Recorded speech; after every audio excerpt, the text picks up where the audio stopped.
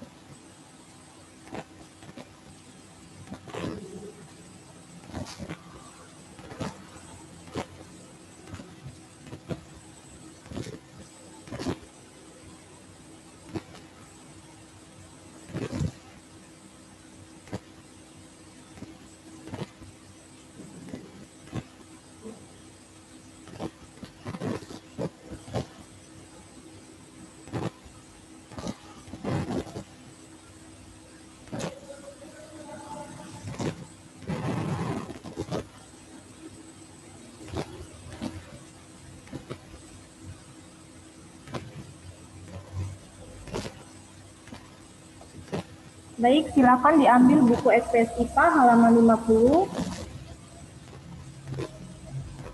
Sudah pukul 10.31 ya.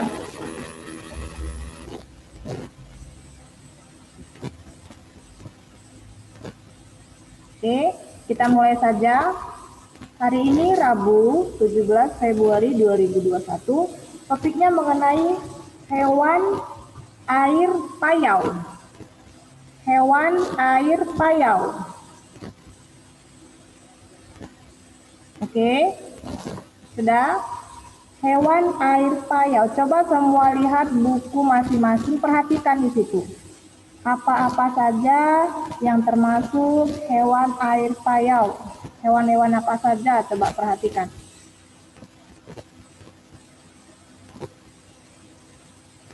Oke, ini mulai saja ya.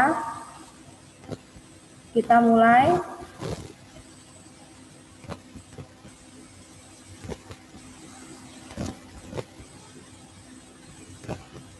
Baik.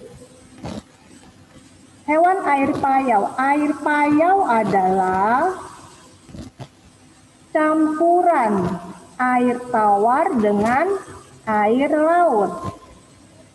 Air payau adalah campuran air tawar dan air laut. Hewan air payau biasanya hidup di sungai yang berbatasan dengan laut atau tambak di tepi laut.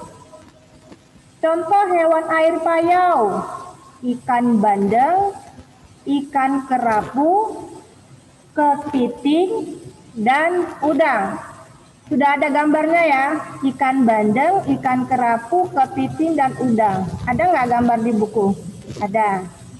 Oke, nah ini biasanya hewan-hewan tambak ya. Hewan air payau ini biasa hewan tambak. Tambak itu adalah kolam, ya, kolam yang berisi ikan-ikan yang disebutkan tadi ikannya. Ikan bandeng, ikan kerapu, kepiting, dan udang. Bisa kita pelihara di tambak atau kolam. Nah, siapa yang punya kolam di rumah? Oke, sekarang coba ulang baca dari hewan air payau. Baca sedikit ya. Saya mau suruh dulu Jovan.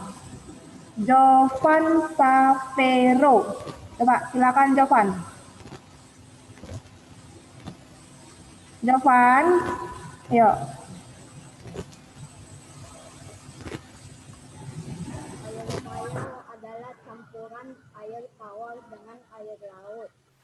Hewan air payau biasanya hidup di sungai yang berbatasan dengan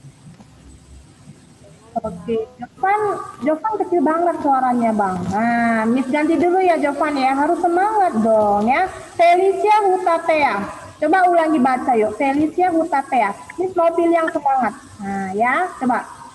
Hewan air payau. Hewan air payau. Air payau adalah campuran air tawar dengan air laut. Hewan air payau biasanya hidup di sungai yang berbatasan dengan laut atau tambak di tepi laut. Contoh hewan air payau adalah ikan bandeng, ikan kerapu, kepiting, dan udang, Miss. Oke, lanjut baca lagi. Tambak adalah Tambak adalah kolam untuk memelihara ikan.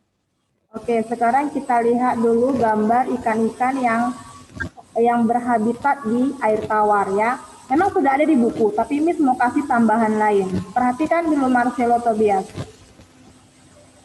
Nah, ini yang ada di buku ya. Contohnya misalnya kepiting. Kepiting itu dia bisa dipelihara di air payau, misalnya di tambak kepiting.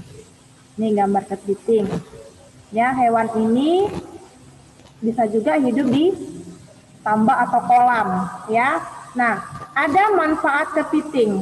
Manfaat kepiting antara lain, ya, manfaatnya dibesarkan dulu ya.